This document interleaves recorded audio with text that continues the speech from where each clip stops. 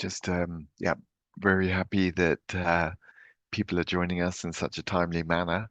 Um, just as we wait to start, please do scan the QR code on the screen and tell us where you're coming from, so that gives us a bit of a feeling as to um, uh, participation, but also sort of nice to know where people are from, who we're interacting with.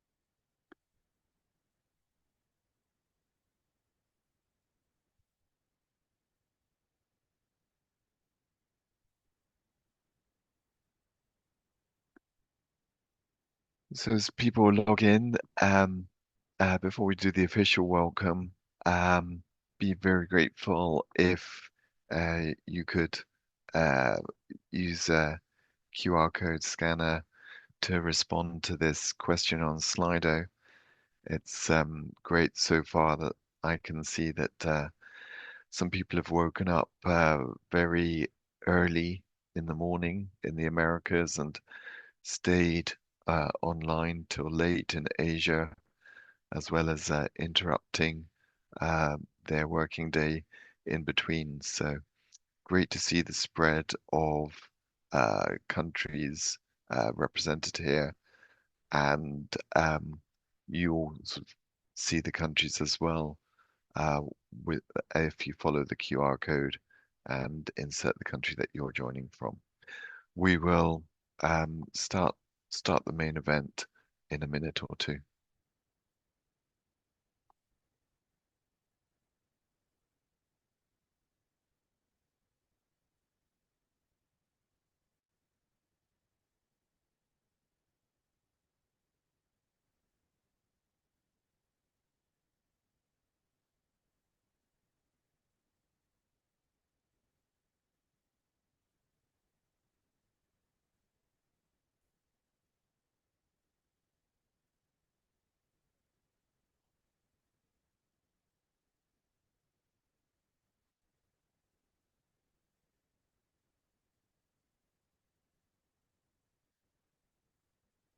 So I think um, we're uh, near to starting time, considering that we've got a lot to get through.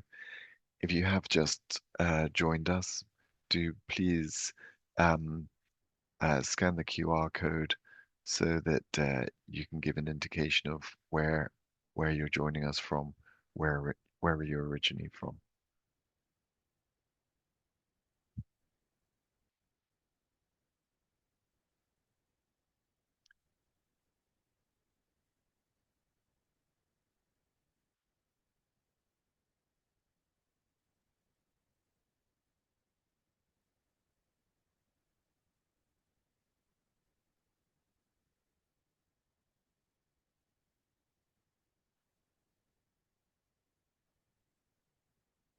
So, um, yeah, I think um, let's let's proceed with the Festival of Stewardship.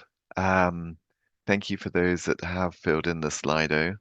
But a big welcome to everybody out there, the global community, to this Festival of Stewardship, an event that's designed to share experiences, to learn from each other, to build on, so that we can improve our efforts on stewardship, but also to be aware of the change that's happening as a result of stewardship.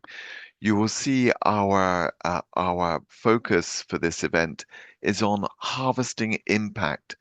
Stewardship shouldn't just be so that we are saying certain activities, it should be driving real change, supporting farmers to implement better practices. When I talk about stewardship, I don't just mean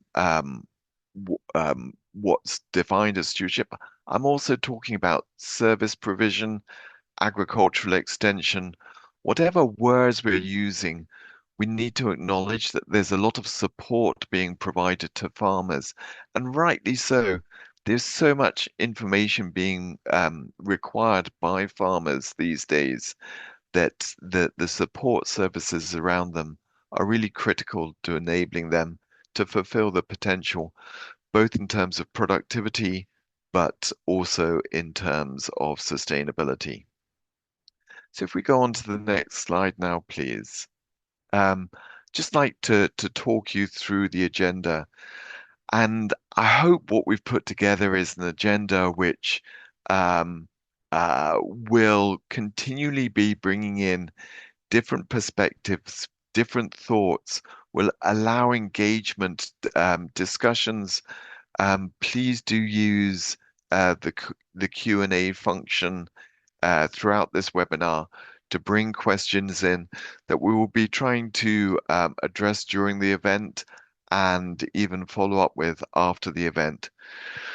When you look at the agenda, you will see text in black, but also in orange. And the orange signify films, short films that we've sourced from around the world to bring in sort of that the real perspective there, the farm level, the what's happening to hear from people out in the field. And so just to quickly run through the agenda, I'm really delighted that our chief executive of CropLife International, Emily Rees, who has been so supportive of the development of our approach to stewardship, has really walked with me as we've developed this approach that we call growing stewardship, harvesting impact. And to be able to hear from her right at the start of this festival is going to be fantastic for anchoring our discussions. Then from there, we will be moving into, following on to that, from Emily, we'll be going to Thailand through film and then having a panel discussion with panelists giving their perspective to begin with, but then responding to questions. And we really hope that you are able to engage there with questions um, uh, to help to keep that discussion moving.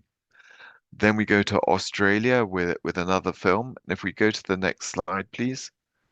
Uh, we will, rather than have somebody speaking, we are very fortunate to have Steve Werblow from the International Federation of Agricultural Journalists, who will be interviewing Bill Belzer, who is not just the global stewardship leader at Corteva, but he's also a farmer himself. So be able to have that interaction going on. Once we leave them, we'll be going to India and hearing about the stewardship through film there before our second panel with people presenting more detailed, more subject-specific issues, and then again opening your open to questions so that we can all benefit and learn from each other's experiences. Our final film will take us to Mexico before there'll be a presentation looking forward in terms of stewardship, extension advisory services before we close.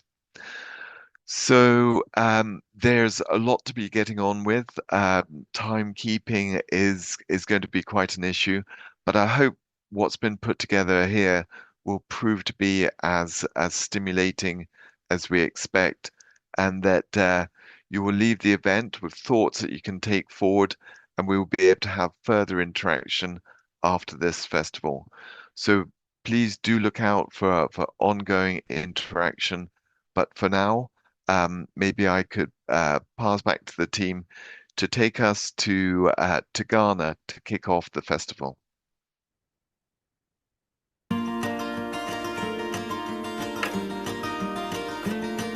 My equity be 40 years in Bibia ebro, Bibia beans, Bibia watermelon. And I'm for smash as a Bibia could answer the measure made mazen. Man, a mobile spray, the Mobia woman. Intimable spray no sir, measure more overall. Masha more into boots, no masha gloves, no masha nooks max, and son of masha space, no masha meche. Nam da bo sprain am fi bo sprain so wia betumi wu de fudia no ba mo ma mo so a mi wu de on ba mo first na mi me fudia no mi yin kire no eni bi ma no nkoyi na echiri a menya kire free agrek for na CropLife for no wa ma me fudia no mi wu de oba mu mo e ma me hwe so a mi wu de sika bem e ma ma so menya agemo se me pede me da CropLife for anasi na bufa ten kire na wode brain aboyen woye kwedmin wamma ska be yekwedmin ye yin so age e ma mehye menuanom ekuafono so nkran de wo so wote da me kire na won kwatie bi won fa ye hunu aduma ma ekweduma no onkodo ma won won de kire no orboyen Unique Agro.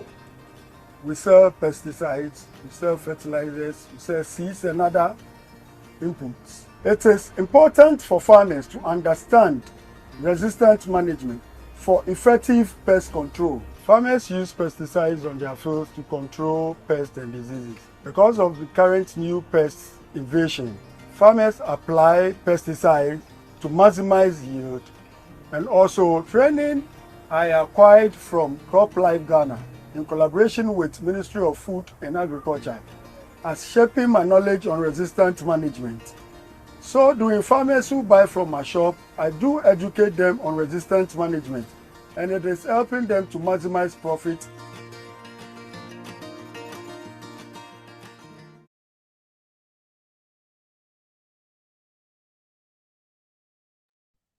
So to me, I've really captured in the sentence the farmer saying, when I started farming without training, I saw no difference in my farm. So, Emily, I hope that sets you up with people not needing to know what stewardship is because they've seen an example. But let me pass it over to you. Thank you, Andy. As the President and CEO of CropLife International, it's a pleasure to welcome you today and open what is becoming one of the most important conversations we hold all year, the Festival of Stewardship. Thank you for joining us. Let me start by taking a moment to introduce you to one another. I'm delighted that we have with us for our event today delegates from the field of government, from regulatory bodies, academia, the media, our CropLife International Global Network, and our member companies, researchers, consultants, and our valued partners in the field. We have delegates joining us from 59 different countries today, from Mozambique, Myanmar, and Mexico to Brazil, Belgium, and Bangladesh. You are far too many to mention. And of course, alongside our delegates, thank you to our speakers and moderators for their time and expertise in sharing their thoughts and best practice with us all today, and all of those behind the scenes who have made this event possible. And we gather here in one remarkable space where ideas, partnerships, and on-the-ground realities come together to shape the future of sustainable productivity in agriculture. It's an honor for me to speak to you representing CropLife International and to be able to state that stewardship sits at the very heart of how we at CropLife drive tangible, meaningful progress. And that's something I'm incredibly proud of. Strategically, stewardship is about how our industry enables scalable innovation, from pioneering complementary technologies to deepening public-private partnerships. This is underpinned by risk mitigation and is supported by our flagship Sustainable Pesticide Management Framework Program, which I'll say more about in a moment. Operationally, it's about how farmers and their communities are navigating complex realities on the ground. And let's not forget that the global challenges of climate, of biodiversity, of food security, and of plastic waste are acutely felt at a micro level as well as a macro level. Our farmers, and especially those in low and middle income countries, are not only first to be hit by the impact of these challenges, they're also our first line of defense when it comes to implementing mitigation and solutions. They need infrastructure support to do this. And ultimately, it's about facilitating successful local risk management, building transitions as we work to make available to farmers the widest possible toolbox to enable them and the economies and societies in which they operate to achieve sustainable productivity. With this year's theme, Harvesting Impact, we invite you to look with us at the measurable, scalable progress that stewardship has the potential to make in the short to medium term. And while our context is challenging, with the downward pressure on the farmer toolbox for pest control and an urgent need to build resilience in our food security, we have a strong foundation to build from. Let's take a look at some of the latest available numbers, which we've just updated to reflect where we stood at the end of 2023. We estimate that CropLife member companies and associations have to date reached 76 million people, most of whom are farmers themselves, with training and awareness raising activities. We've also facilitated the collection of over 162,000 tons of packaging. That's an increase of over 15% from the previous year's reporting, and over 65% of the packaging collected was recycled. By the end of 2025, mode of action labeling, a standard of pesticide product labeling, which is a crucial tool in resistance management, will be mandatory in 30 countries. I mentioned a moment ago CropLife's flagship Sustainable Pesticide Management Framework Program. This initiative, which is now in its 4th year of operation, is a $13 million funding commitment made by our member companies to accelerate the implementation of the International Code of Conduct on Pesticide Management in 9 low and middle income countries. It does so by building institutional capacity, supporting science-based regulation, and ensuring stewardship is integrated across the entire product lifecycle, from development and distribution to application and disposal. Since the program began in Kenya back in 2021, it is now live in Morocco, Egypt, Vietnam, Thailand, Chile, and Guatemala, with Indonesia and Colombia due to complete the suite of country presence in the near future. Our reach now spans Africa, Asia, and Latin America, with our individual country projects promoting best practice throughout the regions. For example, based on the successful completion of the digital registration system in Kenya, the partner states of the East African community are now to roll out the initiative at the pan-regional level. In similar vein, the development of a localized safety operating procedure for the use of drones in pesticide application in Thailand and Vietnam is now a reference document for the ASEAN region as a whole. The framework also champions integrated pest management, the backbone of practical field-level stewardship. It brings together multiple tools, cultural practices, biological controls, and when needed, targeted chemical interventions to manage pests sustainably and effectively. It helps farmers reduce unnecessary inputs, monitor and respond based on thresholds, protect beneficial species and biodiversity, and delay resistance, keeping tools effective for the long term. As part of our commitment to scaling stewardship, CropLife International is supporting integrated pest management, training, and implementation in dozens of countries, working hand in hand with extension services, retailers, and farmer organizations.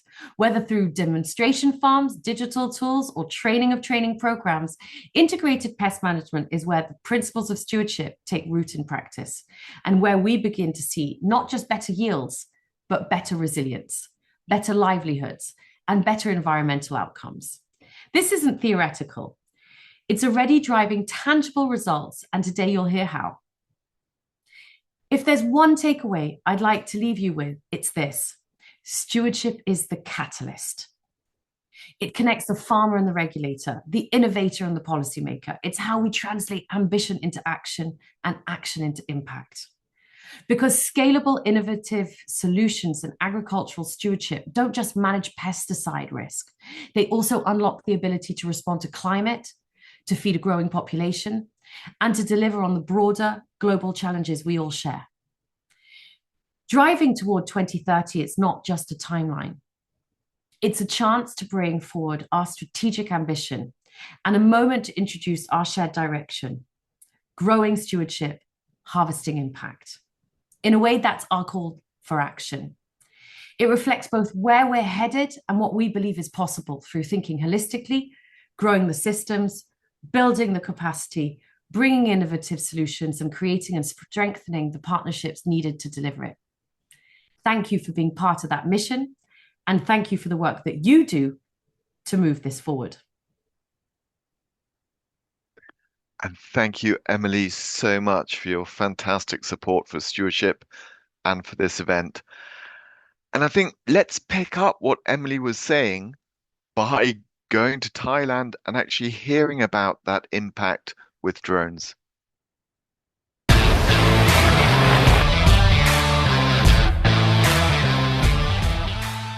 สวัสดีครับผมชื่อนายประวิตร หัตถบูรณ์ประกอบอาชีพชาวนาอยู่จังหวัดพระนครศรีอยุธยาทำมาแล้ว17ปีแต่ก่อนผมทำการเกษตรแบบเดิมใช้แรงงานคนพอได้มาเริ่มใช้บริการบินโดรนช่วยทำให้การเกษตรง่ายขึ้นเยอะเลยไม่ต้องสัมผัสสารโดยตรงและยังช่วยลดต้นทุนการผลิตอีกด้วยจึงอยากขอเชิญชวนเกษตรกรรุ่นเก่าและรุ่นใหม่หันมาใช้บริการบินโดรนเพื่อเกษตรที่ปลอดภัยมีประสิทธิภาพและมีคุณภาพชีวิตที่ดีขึ้นขอบคุณครับ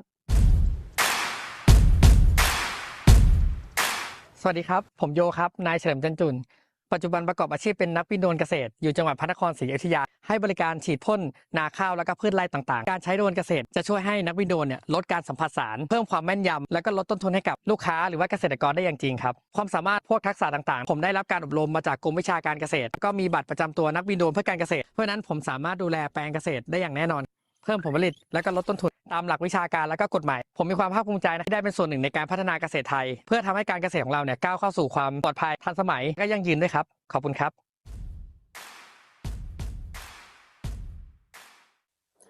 สวัสดีครับ My name is Putisha Punyavato from Plant Pest Management Research Group and Protection Research and Development Office Department of Agriculture Thailand.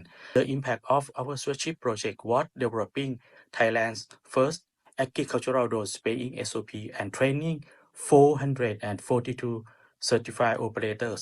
This is important because it ensures safe, effective drone use while protecting environment and human health. This was achieved through collaboration with CropLife partners, Thai Agricultural Innovation Trade Association, and Winlock International. We conduct training programs, develop research-based guidelines, and create certification cards. Our SOP covers legal requirements and safety protocols, elevating Thai agriculture to international standards while reducing costs and increasing productivity for farmers. ขอบคุณครับ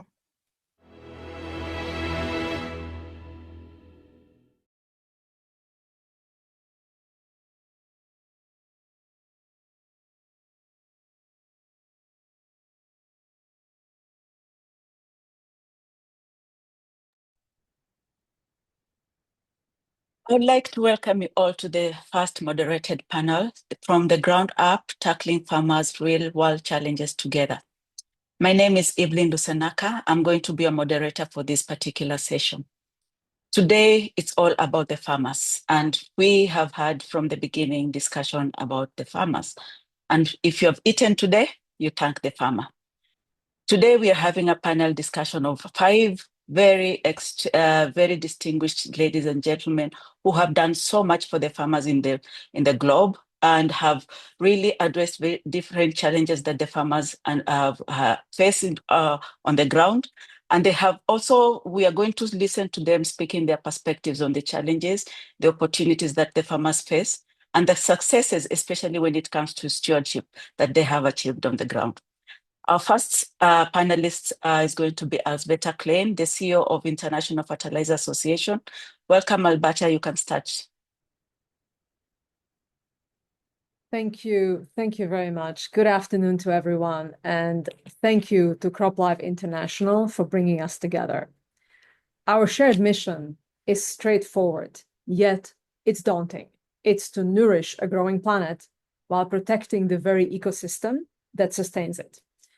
So what I'd like to start with is talk about how we use plant nutrients today. Today, about half of the nitrogen that farmers actually apply ends up in a crop, and the rest of it escapes. It escapes in waterways, it escapes as ammonia in air, it escapes as nitrous oxide. So we have a simple yet very challenging task. If we raise a global average nitrogen use efficiency, we could dramatically cut nutrient losses, boost stewardship, and boost yields from the same plant nutrients. And that single shift that I mentioned just now would take a meaningful bite out of the agriculture climate footprint, and it would protect biodiversity hotspots downstream. In other words, better nutrient management is the quickest win that we have for food security and for climate. Let us now touch on the tools that we already have in our toolbox. And every farmer, no matter where they are in the world, have some of those in their toolbox. Enhance efficiency plant nutrients, for example, inhibitors or next generation polymer-coated urea. All of these can reduce emissions substantially and can add precious points to nutrient use efficiency. And now if we layer this with a digital agronomy, for example, satellite imagery, in-field sensors, helping with AI decision-making, AI-powered decision-making, so that every ounce of plant nutrients goes to where it needs to go. Basically, if we can marry molecules with megabytes, the stewardship goes from being a compliance exercise to become a profit center for that very farmer. So how do we make stewardship pay? I want to spend a minute on the inhibitor project.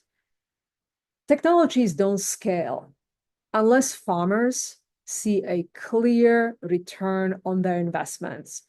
And that's why my organization, IFA, has partnered with others to pilot the inhibitor project, bringing suppliers, grain buyers, retailers to the same table to co-fund a particular plant nutrient, verify emission reduction, and most importantly, potentially share the upside with the farmer, who is the decision-making here.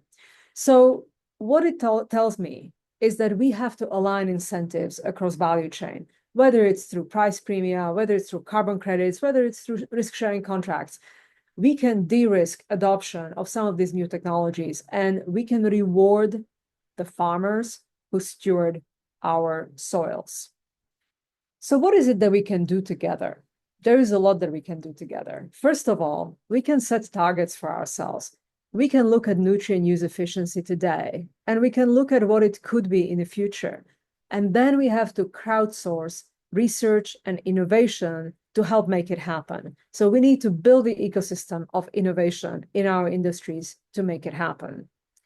The second point that we can do together is that we can ensure that various data platforms allow farmers to benchmark their progress. If they don't know their numbers, they don't know where they are in their progress. And third, we can help scale incentive programs so that stewardship evolves from niche to what we do every day. Because if there is a clear incentive in the system, for doing the right thing, we are more than assured that the farmers will do the right thing always. So if each of us, policymakers, industry leaders, scientists, and farmers, commit to these 3 steps, I can assure you that we can harvest more food with fewer emissions on the same land base. And in our view at IFA, this is stewardship in practice. So I would like to thank you. I would like to thank you for convening this dialogue. And I really look forward to the discussion and for working together so that every ounce of plant nutrient nourishes the crops of the future. Thank you. Thank you very much, Alzbeta. What you've said is very important, moving stewardship from niche to everyday life action. That's a really important statement for us. So I would like to invite our second speaker, Shlami Ngwenya. She is the Advisory Services Advocacy Lead for the Global Forum for Rural Advisory Services. Shlami, over to you. Thank you so much, Hlamingwenya, and thank you for inviting me. I'm joining all the way from, Cape Town in South Africa. It's a little bit cold. That is why you see me wearing like this. As you have indicated that I'm working with the Global Forum for Rural Advisory Services, and I will be speaking about why scaling innovation depends on strengthening the extension system. Definitely, I wouldn't be talking about anything else except, for promoting, the role of extension in scaling innovation, but also in harvesting impact as we are talking about today. I always say that we cannot not, and with a capital letter, we cannot scale agriculture innovations without a functioning, well-supported extension and advisory services system. And we're talking about systems beyond, just public, extension. You can have, best innovations, technologies, policies, input, products, but unless you have, the trusted, human being or an advisor who walk alongside, the farmer, adoption is unlikely to happen. Our CEO, Dr. Carl Lassen, maybe the executive director, always say extension might be part of the problem of the current agri-food systems, but not investing in extension is not part of the solution. So it is a paradox, that we are seeing. Yes, extension might be a problem, a challenge, but not investing in it is not a solution. It's not part of the solution, which means in whatever innovations we come up with, if we don't find innovative ways of addressing the challenge of extension, we are not moving an inch in really scaling and harvesting the impact that we are talking about. We know that, it's an open secret that public extension has, challenges, it's underfunded. In some cases, it doesn't exist at all. So on the other hand, you have, NGOs, private sector who are working to fill the gap in that, extension system. But in most cases, they are really, coordinated, they work in silos. So where is the challenge? And I think the challenge is more the lack of, systems thinking when we're looking at, these extension and advisory services. And what are we doing at GFRA's level? The Global Forum for Rural Advisory Services, we're working with our partners globally to really find ways of, addressing that challenge. And one of the success factors or a promising response that we are putting on the table, it's what we call the country fora. We establish country fora. So these are an alternative mechanism of organizing extension and advisory services at country level. It's not necessarily hosted in government, because we know that in government, sometimes there are some challenges. So these are alternative mechanisms. Some of them are organized, as NGOs or not-for-profit, institutions, but they provide, that institutional platform to bring in all the different stakeholders that are working within the agricultural, advisory services in a pluralistic manner. So we work with, private sector, we work with, government, we work with NGOs, we work with academia, everybody that has got an interest, in extension. So these platforms it's not just a project, it's a platform where they have convening power. They are able to actually bring, the different stakeholders. We build, capacities. And as my time is running out, we have, success, cases where we have worked with, with CropLife, International in developing, the integrated pest management, module, where we work together with our country fora in Kenya to really build, these human capital or capacities to actually address, some of the challenges that we are working with. Yes, we do have, success cases, and it's just a challenge because every time people talk about extension, this alternative mechanism does not necessarily pop in, and I think pop out. That is why the role of GFRAS is there to really promote, to say yes, we have to work with extension, but there are alternative mechanism to do that. So in closure, what we are saying is that if we really want to harvest the impact that we are talking about, we cannot do that without successfully having the extension system well funded, organized and capacitated. Let us recognize them as the core to innovation and scaling, but also let's recognize the country fora mechanism as an alternative mechanism to organize extension. Let us support and work together. Together, we can actually, develop, these innovations, and together we can take them to scale.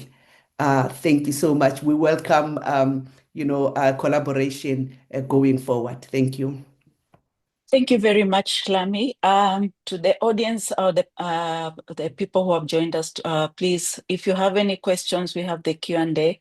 Please put your questions for the panelists on the Q&A.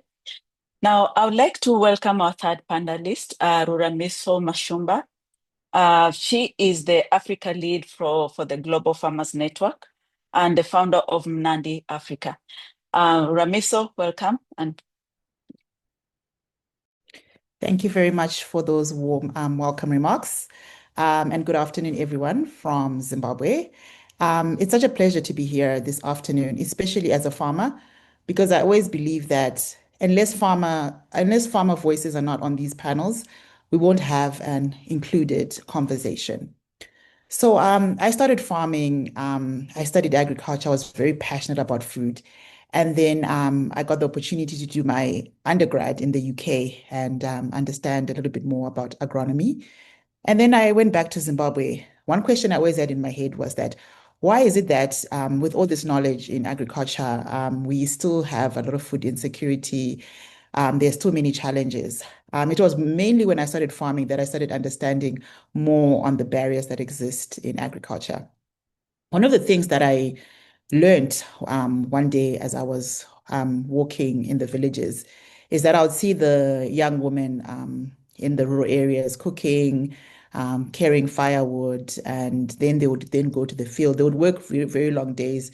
They would then go to the field and spend a long time there using manual labor. And then, they struggle with all sorts of challenges. They don't know how to control the pests in the field. So a vicious cycle would exist. And then looking at it more, I realized that a lot of our people, we depend on smallholder farmers to feed us, but our smallholder farmers don't necessarily have enough information. This is due to the fact that we assume that the information that's provided is available for all farmers, which it isn't. A lot of our farmers don't have access to internet, or where all this information on the latest controlling of pest pressure exists isn't at the access of the ones that need it the most. Especially now when we look at how severe climate has become, especially in Zimbabwe. Last year, we had a very severe drought to the fact that we had to import food. The main grain was not even available. The prices doubled, tripled for maize. There was a huge challenge of food insecurity. At least then there was still access to food aid, which now might become a challenge as we go into the future, meaning that it's very important for our farmers to have access to the much needed information. We have pests like the fall armyworm, which is devastating farmers' fields. When I remember going around in the field and I would see farmers, they would use like the dishwasher. They were so puzzled by what to do. This was all due to the fact that information is very, very scarce. We might come from a different world where information access and, innovation is easily available for all. But I come from a place, and I've seen lots of smallholder farmers struggle. A few years ago, I then decided to form my organization, Munandi Africa. Mainly, it was due to addressing these issues that exist in the communities and such supporting these smallholder farmers, the women farmers especially, who spend these long days in the hot sun just trying to produce enough to feed their children, and are living on really low income levels. And I've learned a lot. Last year, we were able to train 2,000 farmers, simple methods really, especially on understanding the importance of conservation agriculture, no-till farming, the importance of good management of chemicals. Because something I also used to see in the rural areas was that a lot of the farmers would then use those chemicals, and then afterwards they would wash the containers, and then they would use them to store their sugar. So there was a lot of training that needed to go into the communities, and still needs to go into the communities, to build these capacity of these farmers. Currently, when we were collecting data on how many people we've been able to impact, not just through the trainings, but how many are actually practicing these new practices that we are teaching them, and 5 very major principles that we teach, we found that quite over 75% have started using these methods of farming, at least 3 out of 5 of the practices, and a lot needs to go into them understanding a lot of these practices. Also, something I've learned, which is very important to note, is that it is important to allow farmers to help other farmers, to share information with other farmers.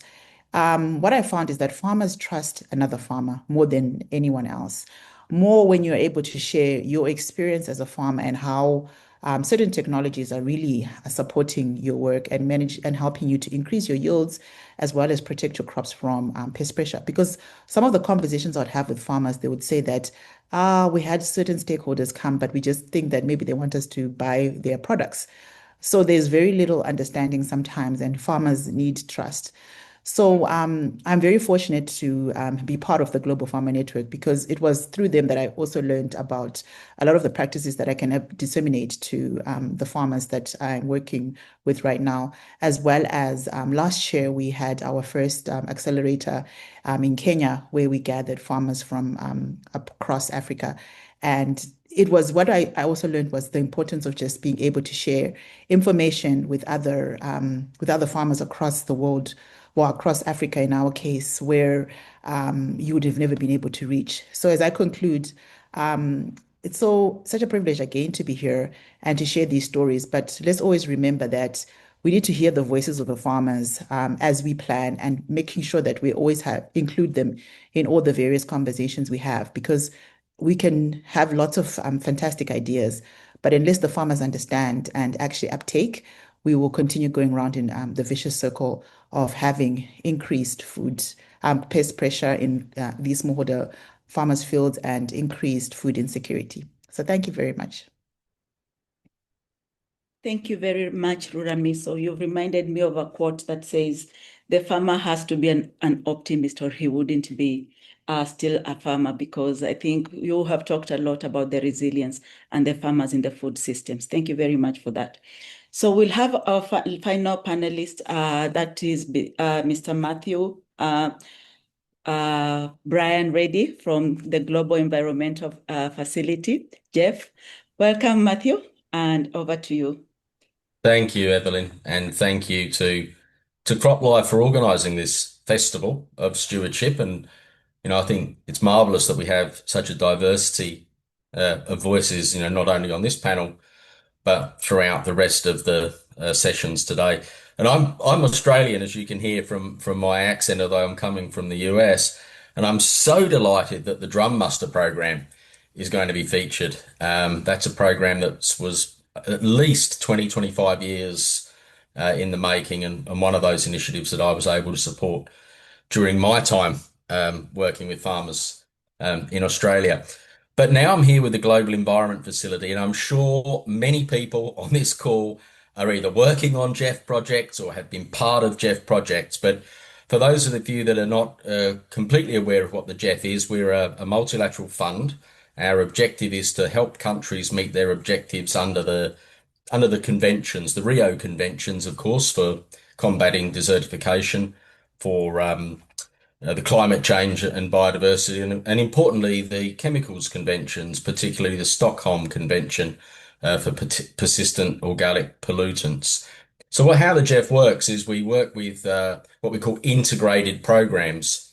So these are programs that bring together those objectives of the different conventions, climate change, chemicals and wastes, land degradation, neutrality, into sort of global projects, which then cascade into national projects. And it's the level of the national project where we undertake our stewardship programs with our agencies, including organisations such as FAO, IFAD, for example, and then work also through private sector extension as well, because we know and understand that a lot of the innovation is coming through the private sector, and it's vital to bring their knowledge and their capacities into this program.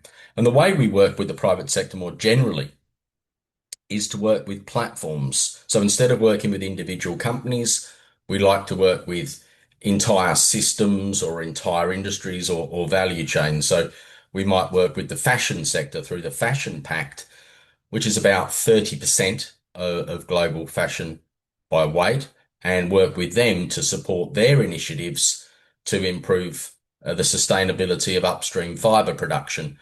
So cotton, for example, and these are the kinds of areas then when we can bring in integrated pest management type approaches and deploy those through our country level projects, and that also engages with the MSME and also the large farming sector. We work with farmers at all scales, of course. And I think one of the areas that we see an intersection of perhaps stewardship and the conventions is through the CBD, the Convention on Biological Diversity, and the Target 7, which people will remember is to reduce pollution risks related to nutrient management, as Alsbeta talked about in her introduction, but also from the risks of pesticides and highly hazardous chemicals. And it specifies in the CBD the inclusion of integrated pest management approaches as a technique by which these outcomes can be achieved. So from the GEF side, working with the Stockholm Convention targets of POPs, working with the Global Biodiversity Framework goals and targets, we have this opportunity to use integrated pest management frameworks, SPMF, as part of our work. And although that does happen through the adoption of standards and protocols, the sustainable rice programs on which we're working, and again, many of the companies on the call today are involved in the sustainable rice platform and our work there in Southeast Asia, we're not seeing in the GEF integrated pest management come up through our project proposals. So this is a challenge that I wanted to raise with everybody here, that we're not seeing the frameworks and the opportunities to really build on stewardship and extension in the GEF's project proposals. Now, why is that? Why are these elements missing? Is it because they're not seen as priorities? There are a whole raft of competing priorities within any given country. Possibly that's an answer. Are they placed in the suite of challenges that might be too hard to deploy? We've heard today on the call how, there's such a variance in the availability of extension services, and perhaps, we aren't able to capitalize on that in the way we should through the GEF programs. And perhaps building extension and capacity in the country should be a challenge, should be a priority. But I also think there's a perception issue that we have in the industry and with the private sector. And that perception is that the private sector and the companies that are involved in the production of chemicals are not actually committed or aligned to the goals and targets of the conventions. Now, I know that's only a perception, and people on this call are aware that that's not the case.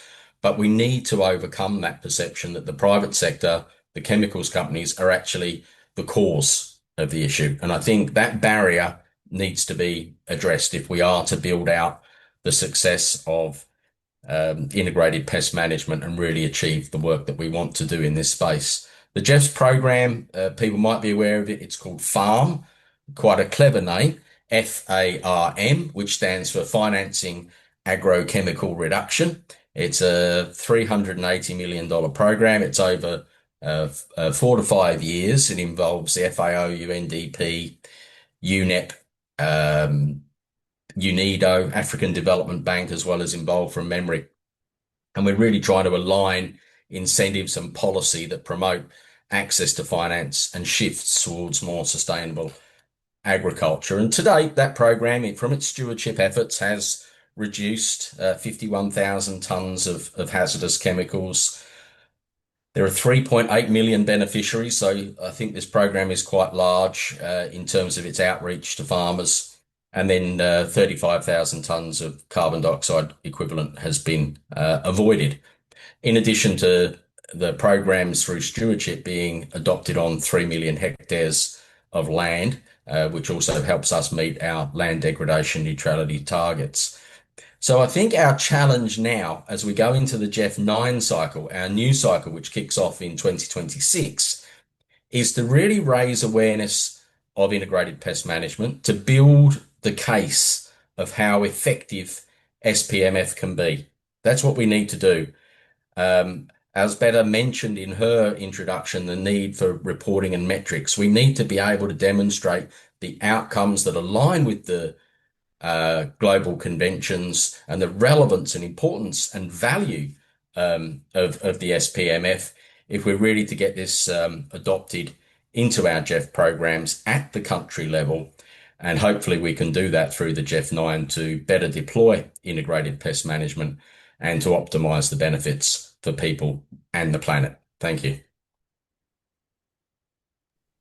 Well, thank you very much, Matthew. For the audience, you must agree with me that we have had quite a diverse panelists today. And we are going to now address the questions that have been put forward by the audience. One of the questions that I've received is that despite the numerous initiatives churned out over the decades and across the African continent, the development of agriculture has remained very difficult. Where does the problem lie? And I think maybe we can share this question. I could ask Shlami to answer this question, especially since you've been working a lot within the African continent in terms of extension. Over to you, Shlami. Thank you. Thank you so much. And I think as I was talking in my talk, I talked about, these systems, thinking. I always use an analogy of if we cannot find the heart of the problem, every effort becomes effortless. So, and when we talk, through systems thinking and all that, if we need to make sure that when we build capacities, we're actually addressing, the heart of the problem. In most cases, we see a lot of, capacity building and all that. But if you don't look at, the whole, systems and really find where are the levers, where are the systemic blockages, and hence we keep on, pumping in money and capacity building, and we wonder why, we are not actually making progress. It's perhaps we are not really finding, those leverage points. We are not looking at, the systemic blockages. So I think, if capacity building will really focus on what are the systemic blockages, and that requires, systems thinking and different ways of actually looking at, the problem. And I think that is where the role of facilitation of systemic change becomes very critical, something that is very close to my heart because I work in that space. How then do you find people, help people to go beyond tick box of, oh, we have trained so many people, and really find, those leverage points. And once you address that, then you go far with it. Thank you very much, Shlami. For Uramiso, for the farmers, as we said, we really want to work with the farmers. How can farmers be involved in the co-creation and adaptation of technologies to ensure they meet the real needs? Thank you for that. So I'll just answer both questions, including the first question as well. Something I've also noted is that many times when I see programs that have previously come, they were already designed somewhere else outside the country with an hypothesis and an idea of how everything will work, but not really considering and having conversations with the people on the ground and understanding the little cultural norms and the little things that can actually result in failure. I can give an example of a program that came to Zimbabwe where the idea was we had one of the communities had really poor, the soil wasn't fertile. And then some organization decided that maybe planting of a certain bean would improve the soil. But one of the things that they did a lot of training, and the farmers got access to finance to grow the beans. But then there wasn't the assumption was that because the bean is eaten well in Europe, people will be able to buy it and eat it in Zimbabwe. And that wasn't the case. It failed because they didn't consider the tastes of the people, what they like. So the farmers grew, they now had debt. They were not able to pay back their debt because they could not sell it to anyone. So I think, and we really need to be holistic in our thinking and not looking inwards and not considering the people on the ground in terms of for adoption of technology. So even before at research level, there needs to be a lot of inclusion in the conversation. Even when we look at just as Munandi, something that we also learned was our programs began, we wanted to only, because we had seen that women farmers had low income in comparison to the male farmers. So we wanted to only train the women farmers and have a women farmer community. But as we excluded women, we actually excluded the women because some were not even allowed to come to the training without their husband. So if you want to include, you need to be inclusive. So there's quite a lot that it's important to really learn and understand the community and not just have an idea externally and think that the uptake will be automatic. Yes, I think we have had very interesting discussions from the panelists. And just one last question, and I know Asbeta, you're leaving, but please, according to you, partnerships exist, but also partnerships are not working. What is the problem? Thank you, Evelyn. This is a great question. Partnership actually exists, but also we have many examples where they work. And I think what is really, really critical is to make sure that we are looking at it as a public-private cooperation.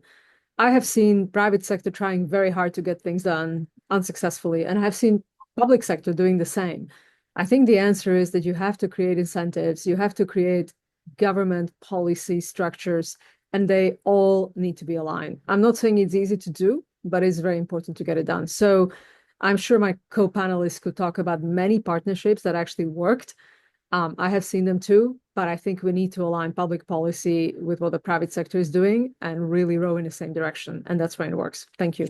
Thank you very much. Matthew, anything to add on to that? Less than a minute, please. Well, I can only echo what Elsbeta has just articulated. We do need to have a discussion with industry and the public sector, especially through the multilateral organisations. I believe that's a very good forum to do that, and also to consider really how we can make farmers the centre of our work. Thank you. Thank you very much. Thank you very much to all the panelists. You've really given us good insights on and the perspectives of what you're doing with the farmers. And as I said from the beginning, we all really need to appreciate the role the farmer is doing for us. We have all eaten. We should thank the farmer. Thank you very much for joining in. And now we move on to Australia to see how they're managing plastics from the field to the farm, the Drum Master. Thank you.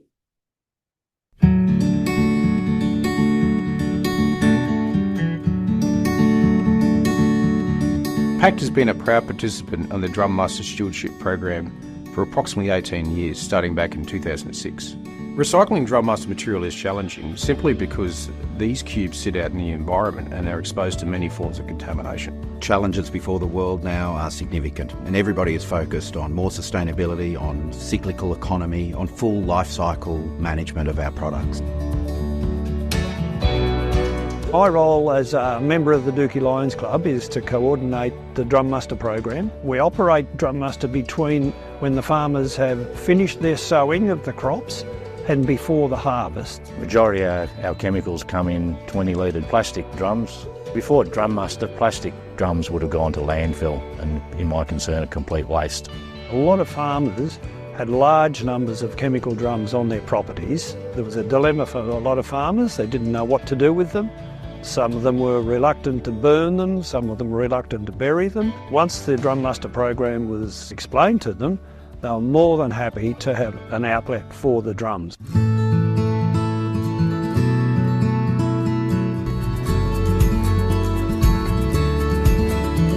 The recycling process for the drum muster material is that PAC collects the cubes from the drum muster compounds through rural Australia with our drum muster truck.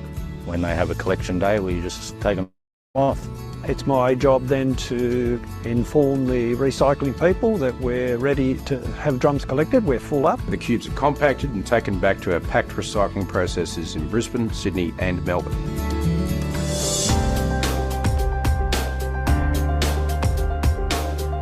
Once the baled cubes arrive at the recycling facilities, they are shredded, washed, extruded and palletised ready for remanufacture.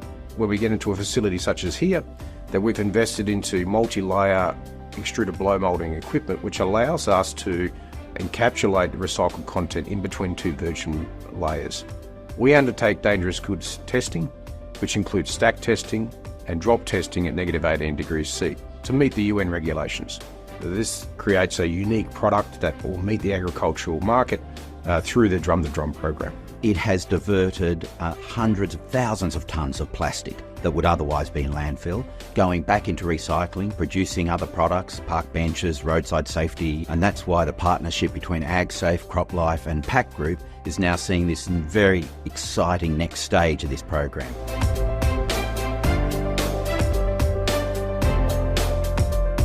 Drum Master money has been very, very helpful. We've not only funded, but we've also built a fitness station, doing a whole lot of signage along our Dookie Rail Trail, a hydration station, the barbecue in the playground up there we also built. The money that we get, we plough back into our own community.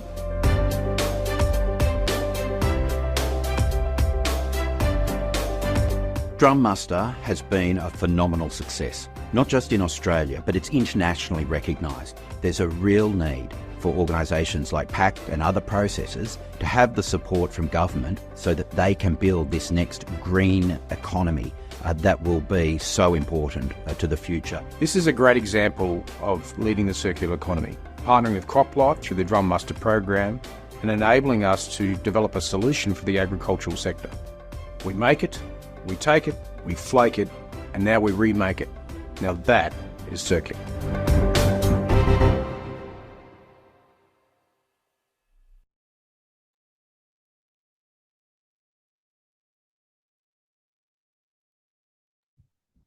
That was great. Thank you. My name is Steve Warblow. I'm president of the International Federation of Agricultural Journalists, and it is a pleasure to be able to interview today Bill Belzer, who is Global Stewardship Leader for Corteva Agrisciences. He's a longtime member of the CropLife International Stewardship Steering Committee, and he's also a corn and soybean farmer in southern Iowa in the United States. So we're going to talk about stewardship with both your hats on, your corporate hat and your farmer hat. So I look forward to getting your perspective. I'm sure everybody else does too. So Bill, when you've got your Corteva hat on, you're in the boardroom, the PowerPoint is up with the business plan up there. What does stewardship mean at a corporate level as an input supplier? Steve, thanks for the question, and great to be with you again today as well. When I think about stewardship, I'm going to put on a corporate hat. It really comes down to responsible use, having responsible use across the full life cycle of a product. It really begins with starting out at the very front end of product development, understanding what customers need. And then from there, it takes really, as I see, a shepherding approach across the entire product life cycle, where in early development, into launch, into best management practices, into thoughts about how we think about product durability or efficiency, how we think about end of life cycle management and container recycling. So it really is, it's a shepherding process that walks alongside products their entire life cycle to make sure that they're used responsibly from beginning to end. And it also is something that's adaptable. It's adaptable across new technologies such as biologicals, application methodologies like using drones or UAVs. And when it's all said and done, I mean, it's incredibly important that it's all based on being able to help growers be responsible and be successful through that responsible, effective, and sustainable use of a technology. So that's how I see stewardship when I have that hat on. Got it. Great. Thank you. So in many cases, you have these discussions where people will try to distill stewardship down to just using less product. Um, it sounds like there's more to it than that. When you talk about the whole life cycle of the product, when you talk about new technologies, et cetera, what is, I guess, how do you develop products and steward them in a way that that allows farmers to get the most benefit without exceeding the advised usage, either techniques or rates? Yeah, and so your first comment relative to, is stewardship just something that is actually just using less product? And the reality is, I mean, it's the equation for stewardship and that shepherding process is not just it could in many cases lead to um, uh, maybe less product, but it really comes down to using the right amount of product or in the right way. So I think it's right practices, right products, right time in the right way is kind of how I think about that, Steve. And so when we think about it, is how do we, even as we develop a brand new product, we're thinking about how we would introduce that product, how would it get used in the marketplace? What are the considerations regarding use? Is it going to be used on a drone? Will it be used in a ground rig? Even when we think about seeds and technology, gene editing and what have you, all of those things we're considering about how, the manner in which these technologies will benefit the grower. And then how can we use, what are the messages regarding integrated pest management to be able to create durability? One of the things that is interesting inside your comment is that these technologies, the crop protection product takes hundreds of millions of dollars to develop for any of our companies in CropLife, and well over a decade, hundreds of studies for safety, et cetera. It is in our best interest and the grower's best interest to be able to maintain the durability of that product for as long as possible. Because if we have to, as you know, with resistance, if you use common or similar modes of action over and over again against a common pest, those pests can become susceptible, whether it's weeds, whether it's insects, whether it's fungi. And what we need to be able to do is provide good stewardship and clarity and advice of helping growers to be successful with that product, mixing modes of action, if you will. And that helps ultimately in extending that life cycle for that product that we have. So there's benefits for us as companies, there's benefits for growers, and ultimately it all is designed to be able to, good stewardship ends up to be benefiting everyone in that marketplace by delivering better success, I think. Thank you. So when it comes to that better success, you leave the boardroom, you've now put on your pioneer hat and you get on the tractor and you're farming. How does the stewardship campaign, how does the stewardship concept from work apply to you in on the farm? How does that translate to what you're doing on the farm? Yeah, that's a great question. And that's what I love about it. So behind me is a picture of our corn crop in this particular field on the home location. And, I want to be able to produce obviously as much as I can on every acre in the best way. We have a lot of different challenges that we face, including pests. including we have a lot of considerations related to rolling hills and erosion and considerations for those types of challenges as well. So I need best practices. I need experts who can bring those best practices.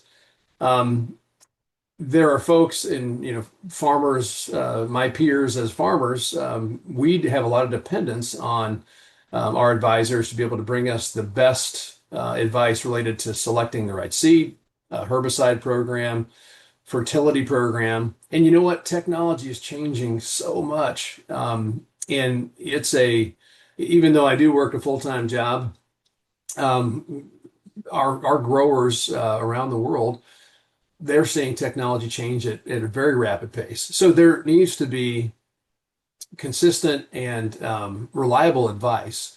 And so as I think about our efforts at CropLife and the impact that they make from a stewardship perspective, is that we're able to give resources and connect resources to farmers and their advisors, all with an eye on the journey to help them succeed and do better. And I want to do better. I mean, again, I want to be able to have good productivity, and I need those good practices to ultimately help advance us. And that little quick story is that, my grandfather started in the 1940s, had a couple of horses, and his corn yields were 30 bushels to the acre, or about 2 tons per hectare. Today, we've reached yields that are over 330 bushels per acre, or 22 tons per hectare.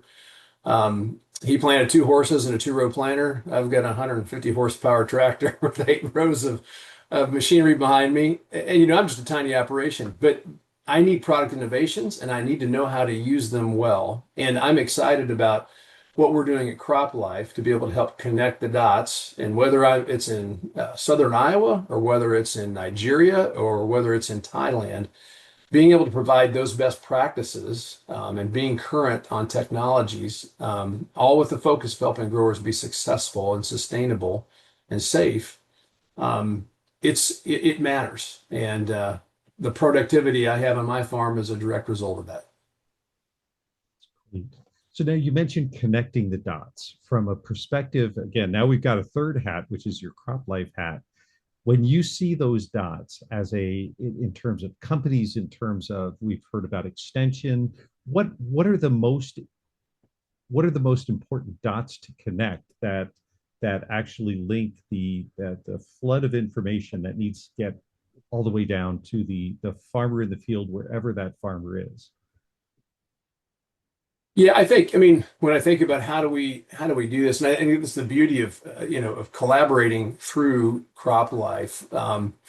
I think one of those elements is a common focus. Again, a common focus of being able to understand what growers' needs are and where the challenges lie, and how do we help growers again to best manage product innovations.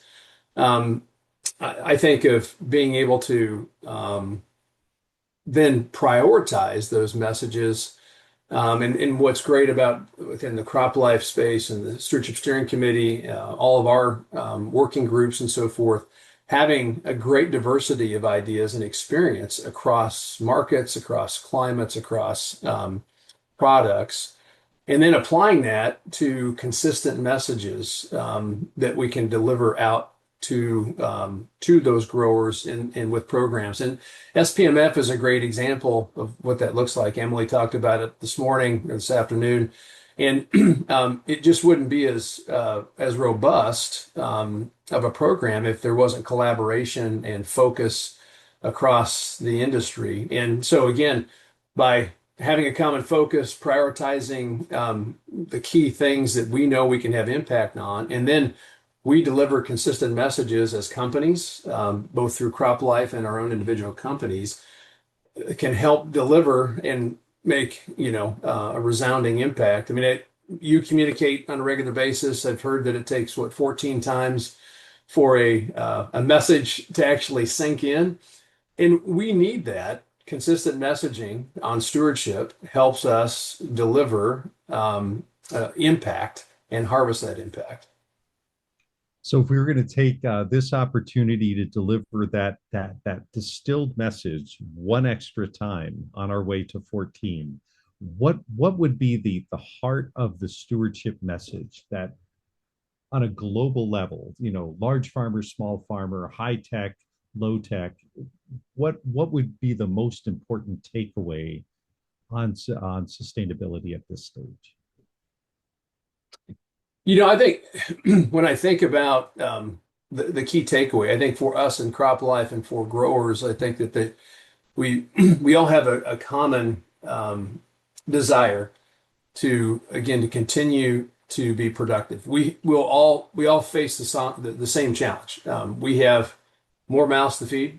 We have really the same land mass to work off of, which means we have a uh, a, a common focus of being able to produce more on every acre and doing that sustainably to ensure that for generations to come, we can do that time and time again. And so I think the common theme, Steve, across that is partnership and being able to ultimately be able to deliver innovations in a way that is responsible and ultimately is relevant to technologies and application technologies that really get back to productivity. It's really about productivity, but in a way that is again sustainable and has the ability to ultimately pass things along, if you will, to the next generation of producer and companies that are delivering innovations sustainably as well. So I think that's the key message is really I think it's partnership and being able to ultimately being relevant and in all with a common focus of delivering more on every acre in a sustainable manner. That is tremendous. Well, thank you. And in Evelyn's reminder, thank you to you and all the other farmers for the food we enjoyed today. Now we have an opportunity to take a look at a video on how CropLife International and its partners are putting stewardship on the ground in India. Thanks a lot. At CropLife India, stewardship is more than just a responsibility. It's a commitment to creating lasting impact through physical training programs across the country and powerful digital tools. We've been empowering farmers, agrochemical sellers, and government officials with the knowledge they need for the safe and responsible use of crop protection products. And as agriculture evolves, we're raising awareness about advanced technologies like Kisan drones, helping stakeholders embrace precision, safety, and sustainability. From fields to policy rooms, we're engaging everyone who plays a part in protecting crops and livelihoods. While we take pride in the success of our stewardship initiatives, the real reward lies in what they have to say. मुझे crop life में जाकर के बहुत सारी जानकारियां प्राप्त हुई, जैसे ड्रोन के रखरखाव तथा फसलों के बारे में जानकारियां प्राप्त हुई। मुझे ड्रोन के द्वारा हमारे प्राइम मिनिस्टर जी और हमारे केंद्रीय सरकार मंत्री जी के द्वारा अवार्ड लेने का भी अवसर प्राप्त हुआ। मैंने क्रॉप लाइफ के विभिन्न कार्यशालाओं में भाग लिया, जिससे मुझे कीटनाशकों के बारे में सब प्रयोग की जानकारी प्राप्त हुई। क्रॉप लाइफ के जरिए मैंने कीटनाशकों का अच्छी तरह से प्रयोग किया है, जिससे मुझे कम लागत में अच्छी उपज का भुगतान प्राप्त हुआ। I'm happy CropLife is promoting the judicial and safe use of agrochemical products, especially for the beekeeping. And here we jointly organized many events, especially for the beekeepers and the farmers of Haryana. CropLife India is committed to engage with the farming community to ensure safe and secure food to the world.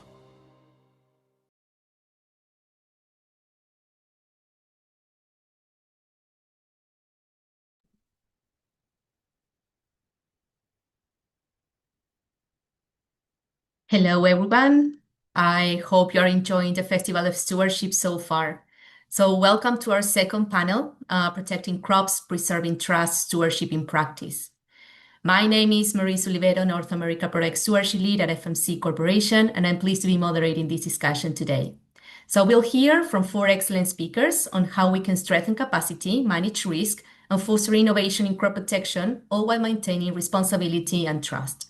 You're welcome to type your questions in the chat box at any time. We'll save a few minutes at the end for a Q&A. So let's get started.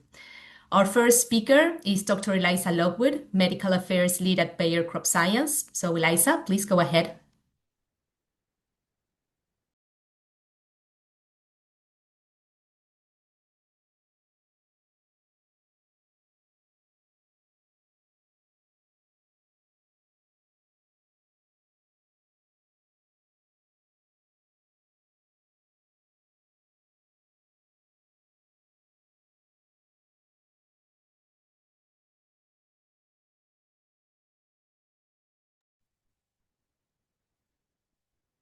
I'm sorry, my cursor just got stuck. Okay. All righty.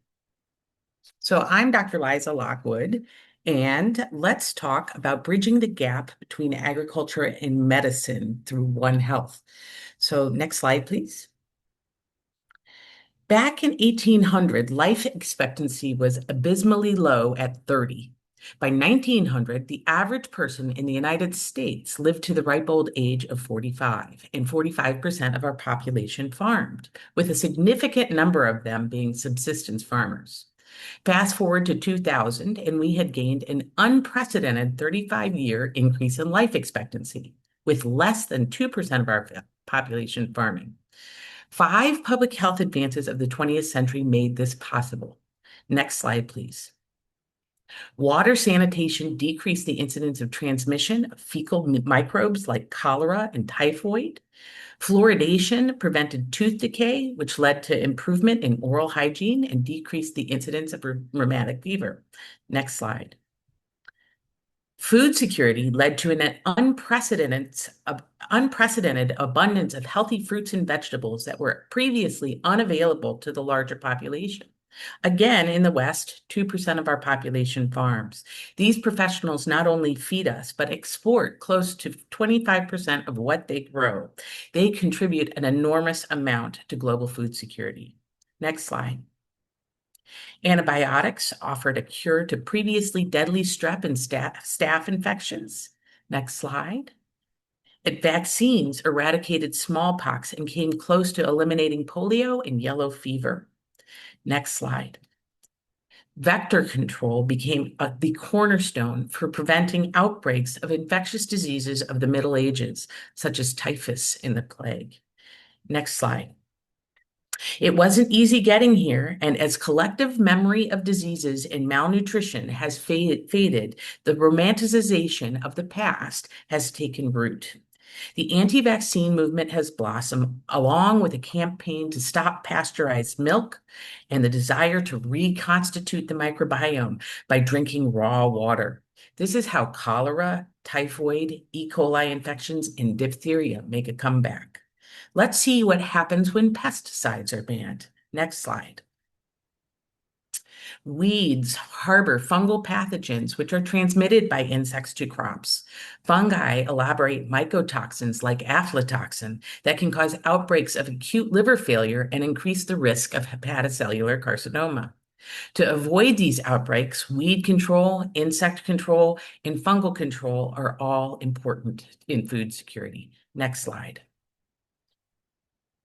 Thunderstorms bring hail and lightning, which can set off vast wildfires and have a huge impact on air quality. Wildfire has led to an incredible loss of life and property across the west coast of the United States, Australia, Portugal, and Spain. One of the major ways of preventing forest fires is by managing invasive weeds like Arundo donax and clearing underbrush. Again, we have the tools to do this, but misinformation about them makes people reluctant to use them and call for outright bans. Next slide. Locusts recently ravaged East Africa. The desert locust is the most aggressive crop pest on Earth. In one day, a small swarm can eat the same amount of food that can feed 35,000 people in a year. This swarm swept through Kenya and Somalia, across the Gulf of Aden into Yemen, up through Saudi Arabia into Iran, Pakistan, and India, devastating crops along the way. Kenya only has 5 crop dusters for controlling insect infestations. Last year, a plague of locusts descended into South Africa and stripped 5 million hectares, or 49,000 square kilometers, of grazing land. As you can see, insect control is critical for preventing famine. Next slide. But one person with the right message can turn all of this around. This man grew up as a subsistence farmer in Iowa. He's responsible for making discoveries in plant breeding that fed 1 billion people. His name is Norman Borlaug. He won a Nobel Prize for his work. He is the reason why Paul Ehrlich's prediction that the human population was going to outstrip the food supply did not come true. His scientific advances drove the Green Revolution and improved worldwide food security. Isn't it amazing what an impact one man can have on the world? Next slide. The scientific advances of the 20th century were absolutely unprecedented. Again, in 1900, 45% of the US population farmed, and the average life expectancy was 45. By 2000, 2% of the population farmed, and we gained almost 35 years in life expectancy, despite 2 world wars and several mass famines. This was because of the 5 scientific advances in public health: food security, water sanitation, vaccination, antibiotics, and vector control. Unfortunately, we're at the crossroads between science and superstition in agriculture and medicine. Believe it or not, there's common ground, and that common ground is pursuit of the truth. Science is the tool that can shine a light on reality, regardless of ideology. So I have a challenge for you. Be a beacon of light in the face of dark. Tell the truth. Next slide. This is our Garden of Eden, and your job is to keep it alive for our children. Thank you very much. Thank you, Eliza. Definitely tell the truth. So our next presenter will be Bob Walters, President and CEO of FieldWatch. Bob, the floor is yours.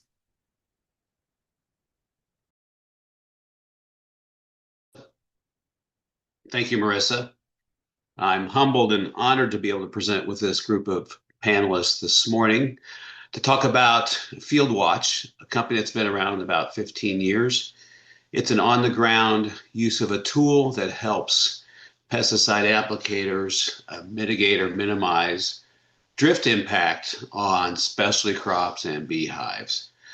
So we have been around about 15 years, as I said, developed at Purdue University as part of their land grant mission to help farmers solve problems that were facing them. And the problem that was being faced in central Indiana is that spray drift being used by pesticide applicators was affecting tomato crops in central Indiana. It was damaging them, it was killing them, it was costing a lot of money both to the applicator and to the farmer. Next slide. So what we do, we deliver an easy-to-use mapping tool that is using Google Maps to identify locations of beehive locations and specialty crops across the state, across multiple states. And the goal of this is really to minimize the impact of off-target movement of chemicals. It sounds very simple, but it can be a complex problem.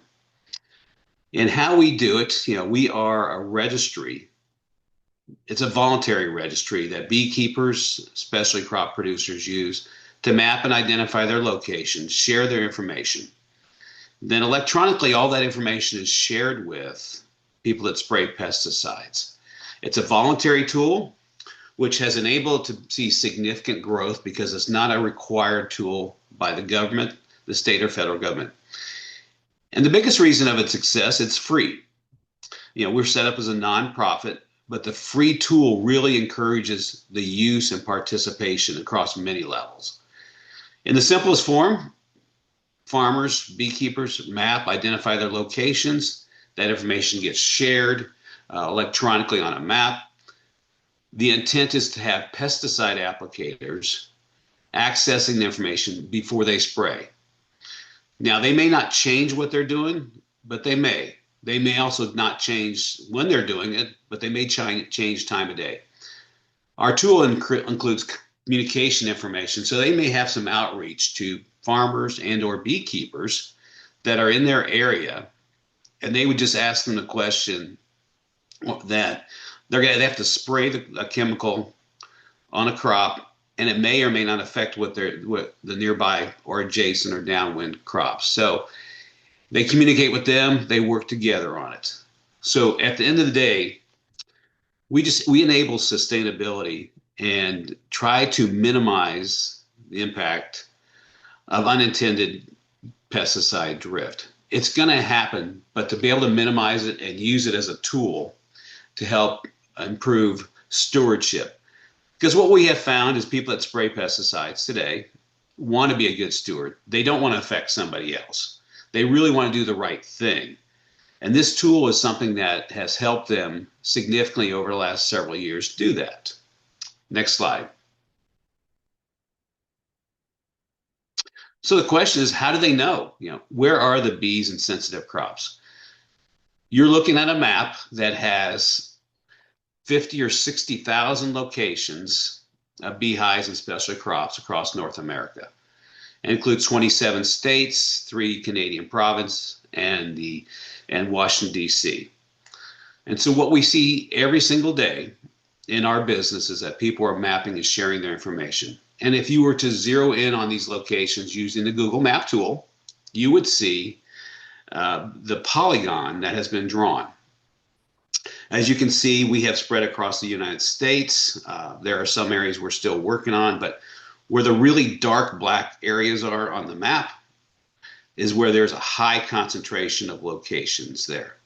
We map today 40-some specialty crops and bees so that pesticide applicators know where they're at. So the expectation is today, when they are getting ready to spray, they are already checking the weather. They know their chemical, they know their equipment, they know where they're going to spray. Our tool helps answer the question is what may be affected by the spray drift. Next slide. So here's just a sample of the detail that is provided. These are some farms in central Indiana today. And you can see by the dialog box that shows up on the right, the information that is shared by the farmer tells what crop they're growing, tells whether it's organic or conventional. It gives contact information for these polygons. And you can see on the map on the left, these polygons are surrounded by corn and soybean for the most part. And every single day, there's a decision being made of what I'm going to spray and where and what do I need to do based on feedback from their agronomists or their partners. So our tool today is used to communicate that information to somebody that's going to spray a pesticide. Next slide. How do they get access? So over time, our tool has been developed and modified so that in today's world, someone that's spraying a chemical, whether they're in the air or on the ground, can look at our tool and they can identify something that may be close by. They can also use an app on a phone. We try to make it as simple as possible, very easy to look at. They can use a computer. They can get access on the phone or from their desktop or through their precision ag mapping platforms. We partner today with about 30 different platforms that will extract our data, put it on their mapping platform, and you would recognize the names of most of them today. And so today they put that information on there and it's shared then with the people that are in the field.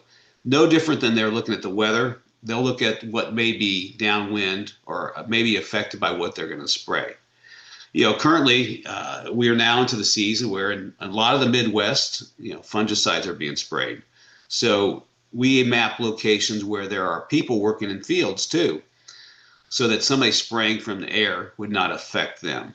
Prior to this, early in spring, we're helping people understand before they're spraying a crop protection chemical that may affect some specialty crop, whether it's a vineyard or an orchard, whether it's an organic or a conventional crop. So ease and access is really key to us. And we continue to develop our tool to make it even simpler every single day so that we can get more access and more use of the tool. Next slide. So this is a summary slide, talks about who we are, what we do, what we cover. We help producers, crop producers, beekeepers, and seed corn companies identify locations. And every single day, then applicators will make a decision on how they're spraying, what they're spraying, and where they're spraying it. The one thing I wanted to highlight is that over the past several years, our tool has evolved to be used now not just by people spraying in agriculture, but spraying along roadsides right away, spraying for mosquitoes, spraying across different areas and urban areas as well as suburban areas. The growth of the tool has been pretty amazing to us, that the acceptance of it and the affirmation that it works. And the way we get affirmation from that is just by the sheer growth of number of new locations. As I mentioned, we're in 27 states and 3 provinces. We've seen that growth over the last several years. There's an expectation that it will continue to grow in the next several years by just new sites coming on. We try to continue to validate the information because it's really important that our data and information is current, and it's the integrity of the data is probably the number one thing for us to share. Now, we're fortunate here in the United States that we can have access to tools and information like this to be used in agriculture to help our farmers and help our applicators. So I would like to say thank you for the opportunity to present our tool and to discuss a little bit with you this morning. Thank you. Thank you, Bob. Interesting presentation, and I always like to hear about FieldWatch. Our third speaker is Mauricio Rodriguez, Director of Scientific Affairs at CropLife Latin America. Mauricio, please go ahead. Thank you, Marisa, and thanks everyone for this opportunity. Good morning, good afternoon, or evening, and thank you for the opportunity to share with you how Latin America is advancing stewardship through the Sustainable Pesticide Management Framework, or SPMF, a model that is helping our industry respond to challenges while securing our license to operate. Next, please. Now, across the globe, we're facing growing scrutiny over pesticide use, whether it's the decline of biodiversity, mounting concerns around pollution, and the increasing polarization in public opinion have created a complex environment for crop protection. And Latin America, of course, is no exception, but yet it is precisely here that we are building a new path forward through SPMF, which we call Agricultura Sostenible en Acción, or Sustainable Agriculture in Action. So let me start by describing to you what we're doing in Chile. Next, please. Now, Chile has been a pioneer in applying SPMF as an integrated approach in Latin America. In a context where hazard-based narratives are gaining ground, the industry chose to act not defensively, but constructively. So through strong alliances with authorities like the Agricultural Service of Chile and international organizations such as IICA, we've helped design and implement risk-based regulatory processes. These includes ongoing discussions around the reevaluation of active ingredients with a focus on risk mitigation rather than bans. But we have also gone further. Between 2024 and 2025, we've launched 7 demonstration orchards across multiple regions, from Arica in the north, in the border with Peru, to O'Higgins in the center, and Maule to the south. These orchards have become live examples of how stewardship through good agricultural practices and integrated pest management and precision application technologies like smart agro, specifically in Chile, for example, can boost productivity while reducing environmental risks. In some cases, yields have increased while inputs have decreased, which is exactly the kind of synergy we aim to scale. We also supported traceability efforts to combat illegal trade of pesticides, working with the Agricultural Service and other Chilean authorities. And crucially, we have begun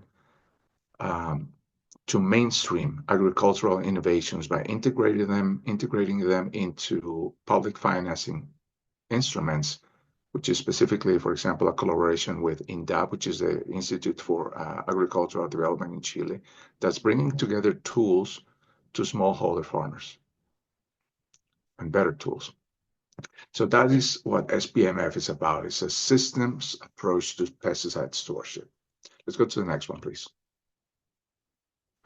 Thank you. Now, moving north to Guatemala, where our focus has been different but equally strategic, we can tell you that the project has prioritized risk classification and mitigation, especially for highly hazardous pesticides, by aligning national practices with international expectations from export markets. This is crucial for crops in Guatemala like cardamom, coffee, and vegetables, which are all vital to the country's economy. We've created technical capacity from the ground up through the development of risk mitigation protocols, the training of technicians and farmers, and the use of pilot farms as platforms for hands-on stewardship education.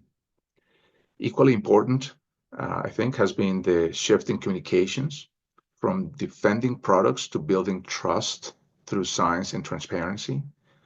So we're reaching regulators, academia, and even skeptical sectors of civil society with one message. SPMF is about improving how pesticides are used, not denying the role in agriculture.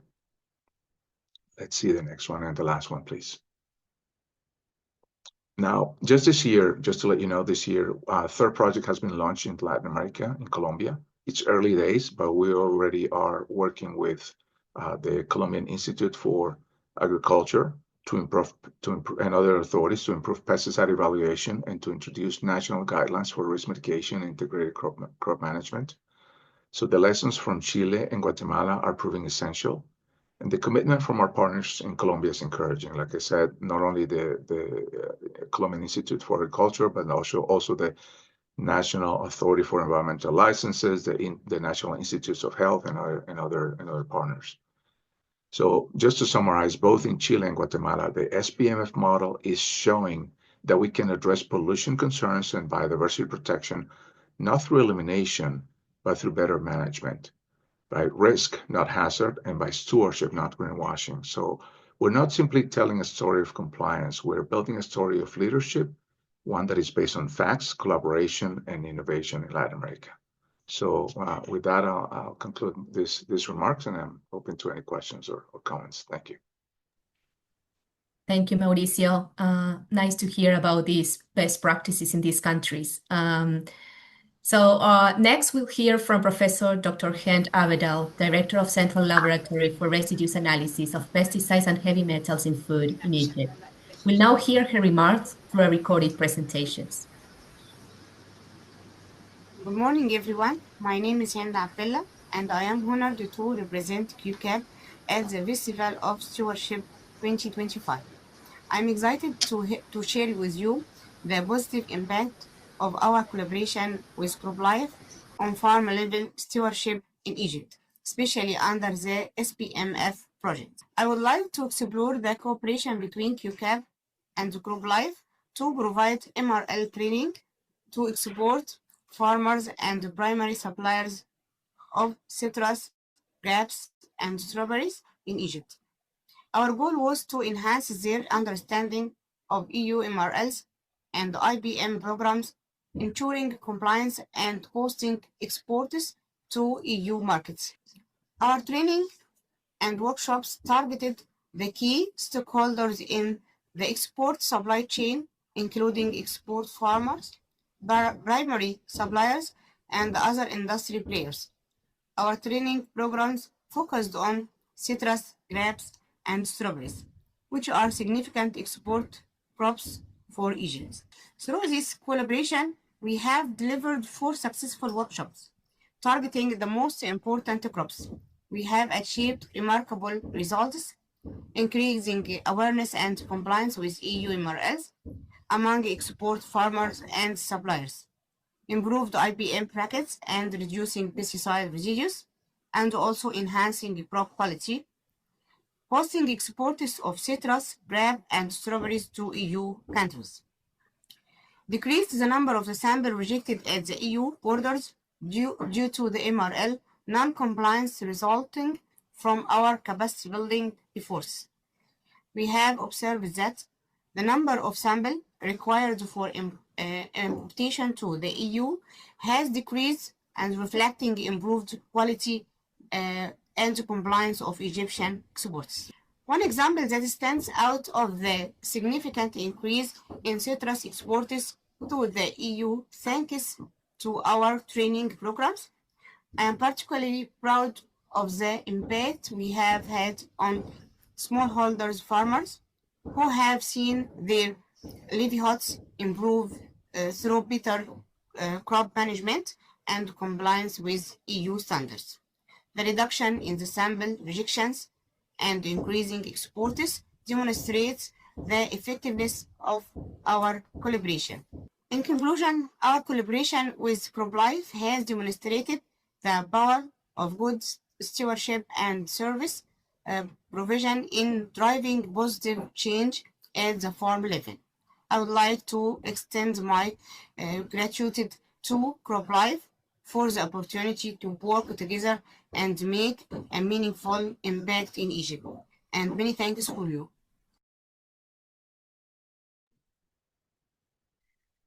And those are our presentations for today. So thank you to the speakers for your excellent insights. And now we have a few minutes for some questions.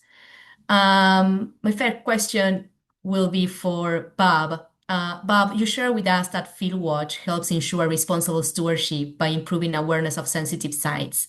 How do you see platforms like FieldWatch evolving to further support sustainable and safe crop protection? Yeah, that's a good question, which has come up before, Marissa. How do we do that?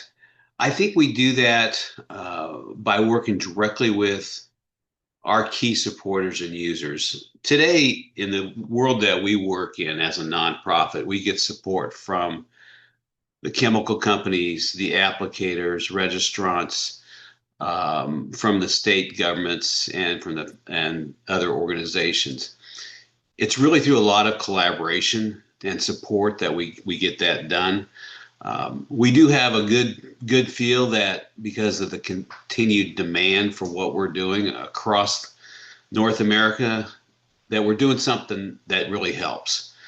So each year we kind of review our success and see where we can continue to improve. But it's a tall task because in the changing world that we work in agriculture, there's always a challenge with something changing. So for what we do in FieldWatch as a small company, we really try to stay very focused on what we do well. And that's really communicating information about sensitive crops, sensitive areas, and beehives to people that need the data. It's really a tool that helps with the collaboration of that. So we try to keep it very simple, not trying to make it very complex, just to make sure that we continue to do the right thing that helps people minimize or eliminate any type of drift impact. Thank you, Bob. My next question is for Mauricio. In your experience, how has collaborating with regulators, farmers, and organizations like AFIP in Chile helped build trust and advance stewardship practices in Latin American countries? Thank you, Marisa. And that is a very good question. So in Chile, there were actually there were some concerns by authorities. Some of the controlling public agencies were demanding officials from other agencies like the Ministry of Agriculture or the Ministry of Environment and Health and others to take action on pesticides because of this international narrative on how pesticides in agriculture as a whole are actually to blame for what they call now the triple planetary crisis. Not to blame, not that, but one of the single most important factors in affecting biodiversity, climate change, pollution, and so on. And so there was a lot of concern by authorities in Chile, and of course legislators also were about to take action by suggesting the banning of widespread classes of pesticides. And so SPMF came into operation in Chile right on time to demonstrate through collaboration with authorities that it's actually through good agricultural practices and stewardship and IPM, for example, that sustainability and pesticide use are compatible. And so we didn't have to tell them a story about what is going on in other parts of the world, but actually hands-on collaboration with the authorities have helped build that trust and build a collaboration that is actually ongoing and not reactive to specific threats of diminishing or restricting the license to operate in the country, but rather building together the solutions to protect the food security in the country and of course the export markets as well. And so collaboration with authorities from early on is essential to build that trust and to show the transparency that industry actually tries to share with authorities and society as a whole. Thanks, Mauricio. My next question is to Dr. Hand. You mentioned that training programs and improved crop management techniques contributed to reducing pesticide residues and meeting European Union standards. Which of those practices or messages resonated most with farmers and exporters during your training sessions? For sure, the first thing, there is a very important point that we concerned on it, how farmers uses and apply pesticide. This is a critical point. How can I apply the pesticide, and also how I following the label instructions. What is written in the label that we should to follow. The second thing that we want to learn them what is the pesticide residue and what is the relation between the residues and the residue definition with MRL and PHI. When we can collect and harvest the crops, this is a critical point to be decreasing the pesticide residue to below the MRL.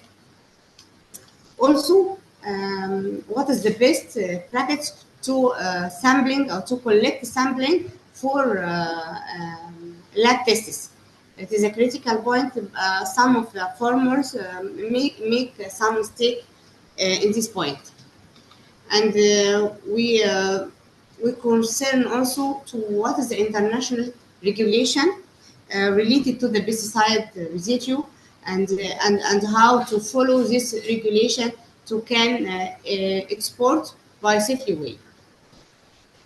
Thank you, Dr. Hand. And final question, Eliza, I don't want to let you out. You highlighted how scientific advances like sanitation, vaccination, and crop protection have dramatically improved life expectancy and food security. Yet, as you said, we're now in a crossroad between superstition and science. How can the agricultural community strengthen trust in these tools while addressing public concerns about their safety? Yes, I think it's really important for agricultural communities to start trying to engage a little bit more in the public health realm. Malnutrition is really a key concern for public health authorities. And I think that public health authorities don't have much interaction with the agricultural sector. And so they make assumptions about the practices that we use in agriculture that are not inaccurate. And so I think it's very, very important to start a dialogue with people who are in different disciplines in order to make sure that people understand the importance of agriculture and food security and the importance of pesticides, specifically in public health. Once again, we have seen just an incredible abundance in food production and in food security and public health because of these advances.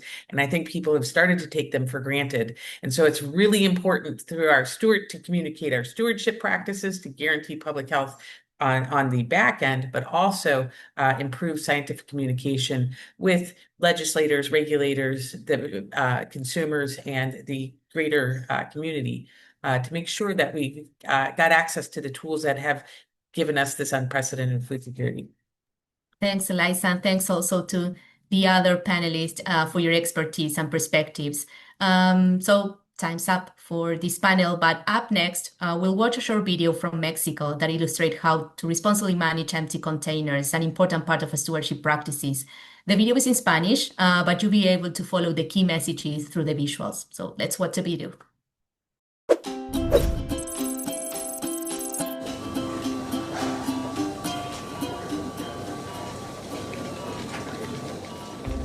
Pedro, es que me quedé pensando, ¿usted sí tiene cuidado con esos envases? Sí, claro. Hay una forma de manipularlos. ¿Ah, sí? Cuénteme. Mire, Rosa. Primero, tienen que estar bien tapados, en un lugar fresco, organizados, que nada se rompa o se rasgue para que no haya un accidente. Uy, amor, qué organización. Es que yo me pongo a pensar si alguien le da un mal manejo como le pasó a Julián. Sí, eso es delicado. ¿Y después qué hacen con los envases? Vea, lo lavo 3 veces, lo perforo para que nadie lo vuelva a utilizar y lo llevo a un centro de acopio del programa Campo Limpio. Uy, Pedrito, usted es un todo en la manipulación correcta de todos los productos. Claro, Rosa.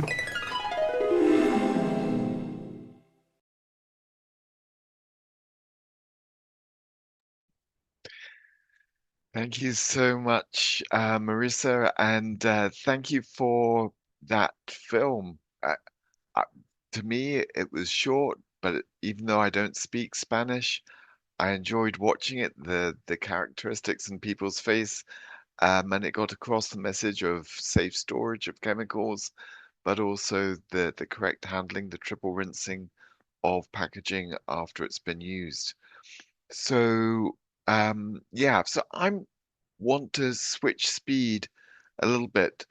As I said, we have developed a new internal strategy called Growing Stewardship, Harvesting Impact for 2030. And if we go to the next slide, um, I think often when we look to the future, we think about we need to start here where we are, but we try to start with what is the future? What is the future going to look like?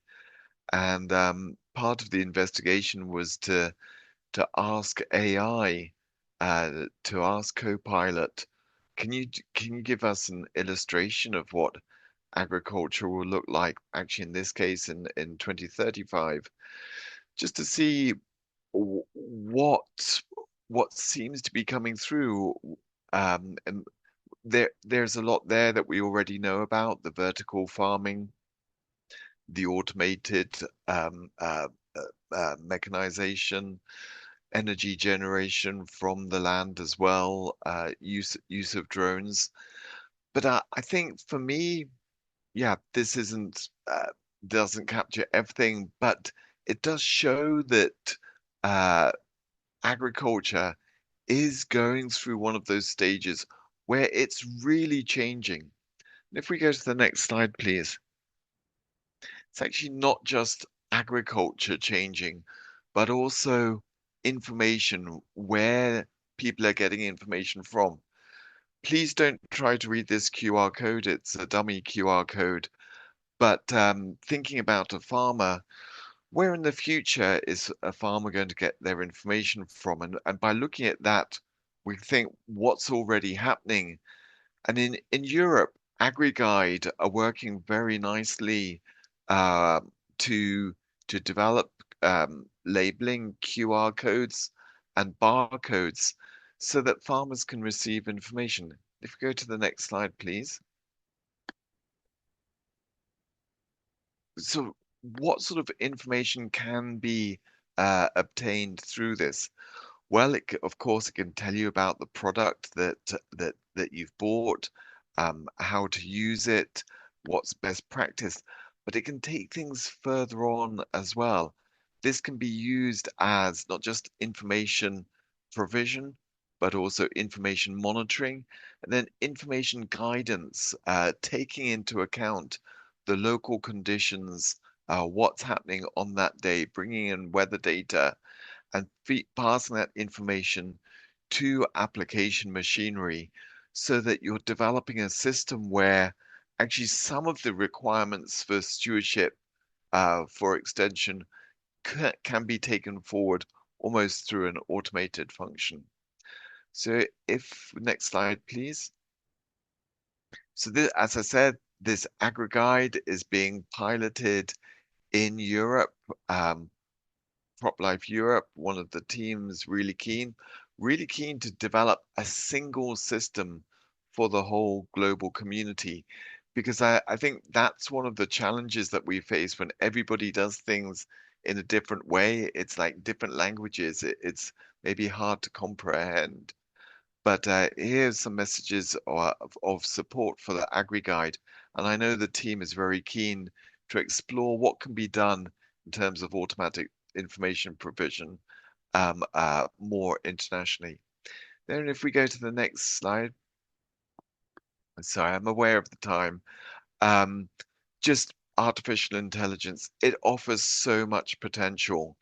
Languages are an issue, having different ecosystems, different climatic systems, that can all be overcome with artificial intelligence.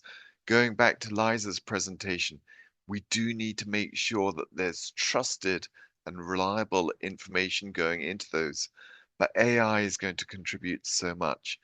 Next slide, please.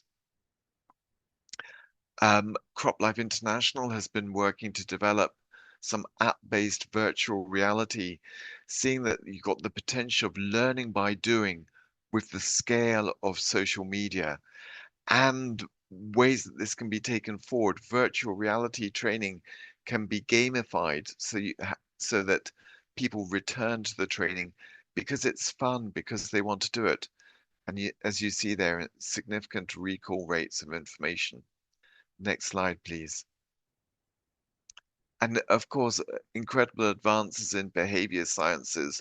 When I first studied, this wasn't part of agriculture, but now understanding the farmer, where she or he comes from, what would influence them is really critical. Next slide, please.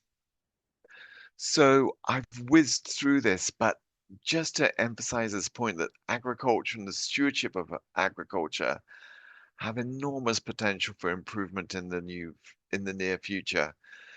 Do we seize that potential and do we do it effectively? We've been hearing a lot today about the effectiveness of partnerships, and maybe that's a clear conclusion to take forward. Next slide, please. So yes, thank you all very much for joining. I'd particularly like to thank my Stewardship Steering Committee and all of their links, their various committees, CropLife associations around the world that have provided contacts for speakers, teams that have gone out and made films, not just the films that we've seen, but also we had more films than we could show. I'd really like to thank Martina, Mike, Virginia and Liu for their fantastic support from the office. Christoph, my line manager, and Emily, who just provide such amazing support, and the great technical backstopping from Frenos, from Irene, Marcello, and Fleur, Francisco, Matthew, Julia, Ines, Cecile, and I'd like to thank all of the participants for joining us today. Sorry that we've slightly overrun. We will be following up. Before we finish, if you could just again go back into Slido, you can scan this again, and just ask what one word best describes your takeaway from this event today. And I hope that it's not just an event that's happened and that I hope people don't forget about it. I hope that we can follow up and build stronger partnerships, stronger relationships, more effective to support sustainable agriculture across the world. So with that, I'm going to join this Slido so I can see what's happening. And don't forget, if you want more information, do visit the CropLife International website on croplife.org, and we will be following up with those that have registered and participated in this event. Thank you all very much. Let's keep exchanging.